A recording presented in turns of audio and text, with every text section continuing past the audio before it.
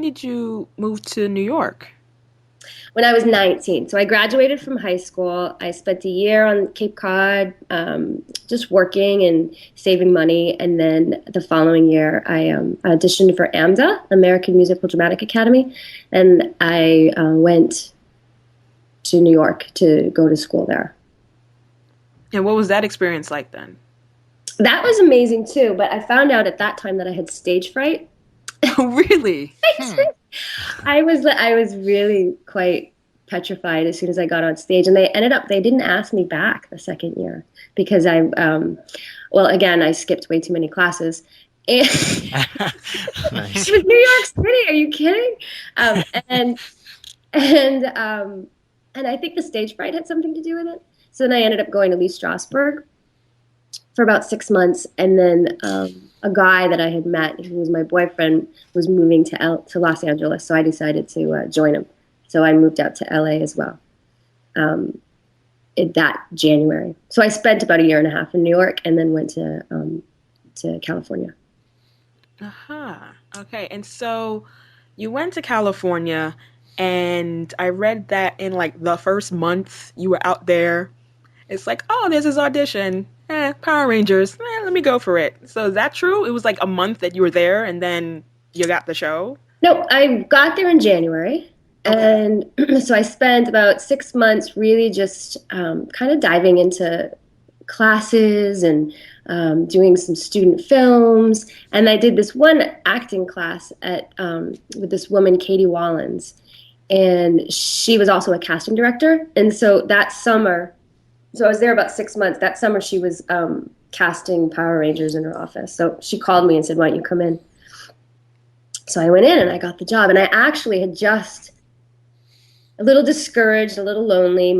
The boyfriend I had, we broke up. He had moved back to Texas. And I was on my way moving home. Like I was done. I was going to go back maybe to New York or something. Really? Yeah. So I had actually basically sold everything and was moving back home. But the night before I was moving, I met this man named Walter Rainey, who ended up being my acting coach for about 10 years after that and helped me get through my stage fright and stuff. And he sort of, I met him in the Hollywood Diner, which doesn't exist anymore. And he encouraged me to stay. So I stayed, and actually I went home for about 2 weeks. He called my parents, my dad and my mom, and was like, she really should come back. And so I went back, and actually that week that I got back was when I got the audition for Power Rangers. Wow. Yeah. So it worked out. Oh.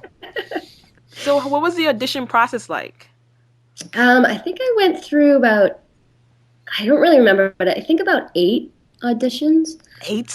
It was a lot. I remember there was a ton of kids, and they sort of narrowed us down to like 5 different groups.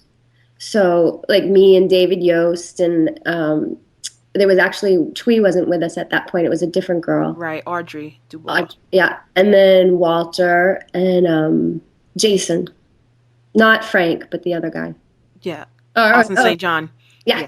His name was Jason at the time. Right. Anyway. Yeah. And so they paired us together. So there was about 5 other groups auditioning, going through the same auditioning process. So we got really close, hanging out and just sort of, I don't know, preparing for the auditions, and our group ended up getting it, which was really cool.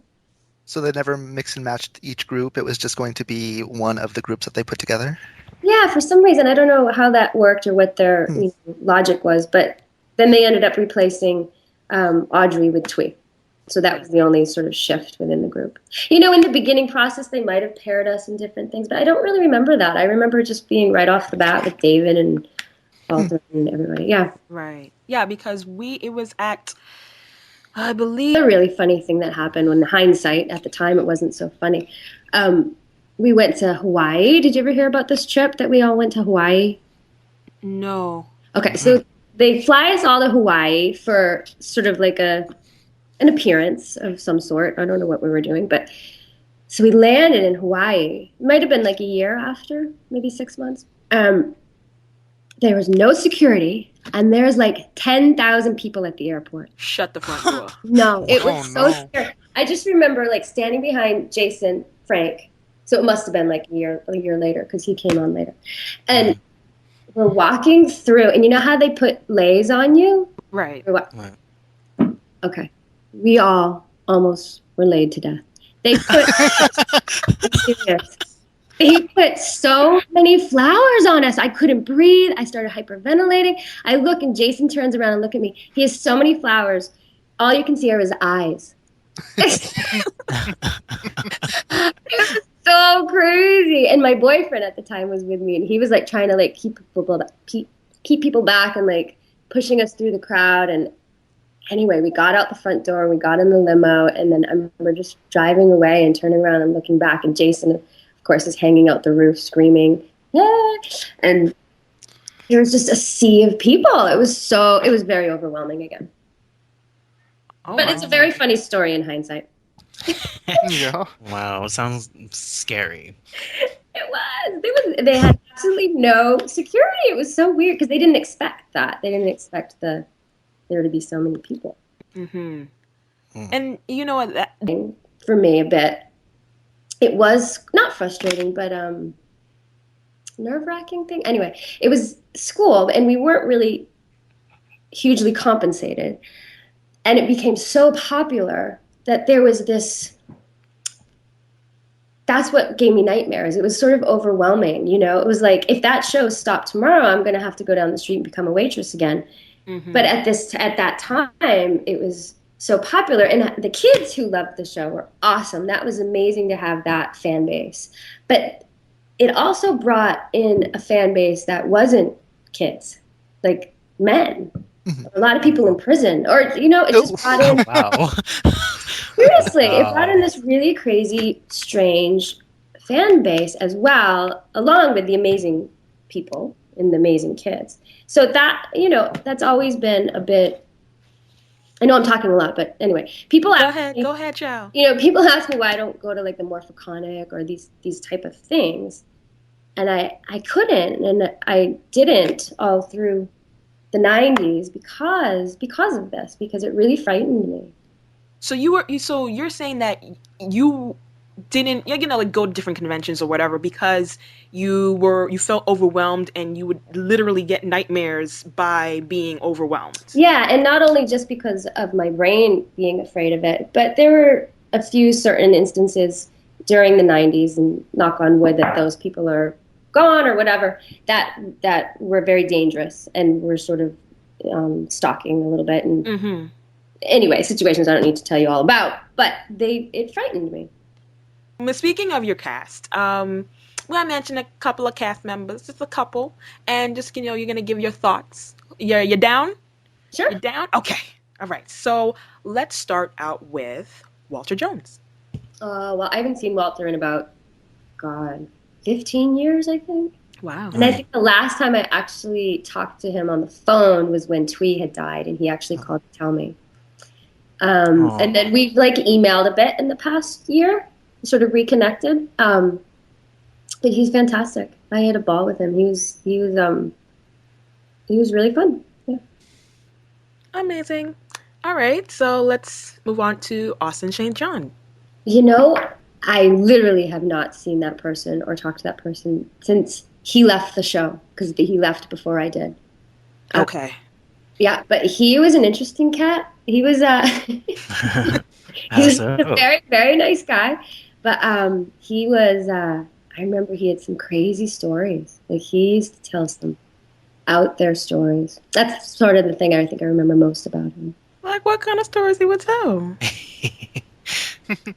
Oh my God, like, story, I don't even know how to explain it. He's just had these crazy stories about his life, and I don't even know if half of them are true or not or whatever, but I can't even remember. I just remember being like, oh my God, this guy has had a crazy, crazy life. Oh, snap. You gotta find Austin again. Okay. All right. I remember, and then like, actually, I think the last thing I heard about him, that something happened to him physically, but his dog was with him, and his dog kept him alive. Like, his dog kept like gnawing on his hands, trying to keep him awake. Yeah, I heard that. So crazy happened. Yeah. But yeah, I mean, and he's, you know, I think he attended the first Paramorphicon, and so, you know, we saw him recently. Yeah, and and now he's currently he's an EMT. Oh, And nice. so Did you live in he's California? overseas. He in Virginia, Oh, nice. and then now he's overseas, I guess, doing his EMT thing. Really? So when he comes back to the States, we can ask him about the stories. All Oh, right. that's so wow. All right. Next would be, well, clear the air. A twee. Bring up. Oh, poor Twee. Um, yeah, that was just sort of devastating. I actually had gone and met her for a drink at Chateau Maman, like maybe 2 months before she passed away. Wow. Yeah. And then I got that phone call from Walter, and then me and David went down to her funeral, and it was just devastating. It was awful. Mm-hmm. Yeah.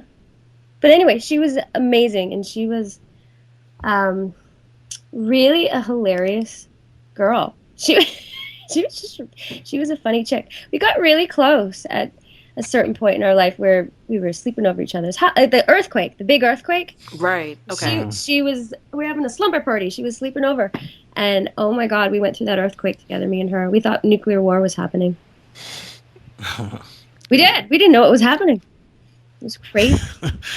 And how then crazy is our job? Okay, so earthquake happens. All right. about to say, go ahead. The morning of the earthquake, they called us into work. We Crazy. went. Oh, really? Dead Wow. We go down there. We ended up not shooting because like the crew didn't show up, but Yeah, I wouldn't think so. I mean, wow. it was great. It was crazy. They were just kind of pinch their pennies. That's for sure. For real. Mm. They have some nerve. Oh, we just had an earthquake, biggest earthquake ever, like Most in like devastating. a bajillion Yeah. years. By the way, coming to work. Wanted to work. Like the free, like the highway is split into two. It takes you about 8 hours to get to work. It's no problem. But And in the a biz. sense, we were all so young and just kind of like alone in California. It was actually that morning all kind of showing up. I remember when Jason, like Frank, he was like pulling in. It was just kind of like, oh, like because all these people were our home basically. So it was kind of nice to actually all gather on that morning as well and just make sure everybody's okay. Okay. Speaking of, Yeah. Up Jason Frank. Jason is probably one of the craziest people I've ever met in my life. In a good way. Okay. Literally. He is, I mean, I saw him in New York maybe like 5 years ago. We hung out one night. But working with him, he was just one of those people that had like that special spark, that charisma that not a lot of people have, and he has it. He's something very special about him. But he also has this like mentality of like, oh, how do I explain it? Like he doesn't care. He just doesn't care. Like I remember they had these quads that we were shooting with or whatever, and like he comes outside. He's the type of guy like he got on the quad and just took off, like just got on it, like we're about to start shooting, and just drives down the street and out of sight. And the director and everybody's like, where is he going? And he was gone for like 20 minutes. He just went on a ride. Just because. Just funsies. One of the funniest things. I just remember laughing I almost peed. I laughed so hard. But anyway, that was him. That was who he was. He was just the crazy guy. And we'll get back to him in a second. Okay. We'll go to David Yost. Aw, he's one of my best friends. I love that man so much. We've stayed very close for the last 20 years. I just saw him on Cape Cod, actually. Yeah, I just think he has a very sweet soul. I love that guy. And he was great to work with. And he was, I don't know, we used to fight a lot, me and David. Little cats and dogs. Almost like brother and sister. We have a brother-sister relationship for sure. We haven't fought in 20 years, but when we were working, we used to get in all kinds of crazy fights. What would you guys fight over? Who knows? Like stupid. What kinds of, yeah. We were like brother and sister, literally. Did you ever fight over boys? Maybe. Okay. Oh. Okay. I'm like, okay, am I missing anybody? Oh, when you decide, okay, what was the reason for you to leave the show? Why did you want to leave? Because I was done. I'd done 152 episodes, and I was really good friends with Shuki Levy, who is the one of the owners, him and Haim. And I did the same thing when I left Felicity. I just went to him and as a friend said, I think I'm done. I think I'm ready to like go try to do something else. And he said, awesome, great. Here, I wrote this little movie called Susie Q. Will you do this and about maybe like 5 more episodes or finish the season and do this little movie? I'm like, sure, that's a good deal. So he let me go, and I did Susie Q with him up in Vancouver, and then that was that. Okay. So, and then what did you think of Catherine Sutherland basically taking your place? Yeah, I think I met her in Australia. Was she from Australia? Yes. Mm-hmm. So was she in the movie? No. Oh, okay, all right. So how did she come in? I don't remember how that worked out. I think But I think she said she auditioned for the movie or something like that. She first auditioned for the movie to play Lucia, then didn't get the part, but okay. yeah. Anyway, yeah, she was great, and I think I did maybe 3 episodes that she was in as well, or something like that. I'm not sure. And but I worked with her a little bit, and she was great. Okay. And then The year before, Austin and Walter and Twee had left. right. They wanted it to go union, and and that was they had every right to want that, and I was just naive and young and stupid, and David left too, and no, David stayed. What am I talking about? And me and David and Jason stayed, and in hindsight, I wonder if we all band together. I wonder what would have happened. I wonder if we would have become union. I don't know. Mm-hmm. And so, I mean, what did so they went in by themselves, like, look, we want to become union? Yeah. Is that Yeah. okay? And they said, really? You want to become union? Okay, I'm just going to replace you guys. And then so became like sort of the Power Ranger thing is that I always say it's kind of like Menudo, right? Because like the members in the band always changed. So we became completely replaceable, right? Mm-hmm. Which is, I think, basically the truth on any show, really. Right. People are expendable. At the end of the day, we're all and yeah, and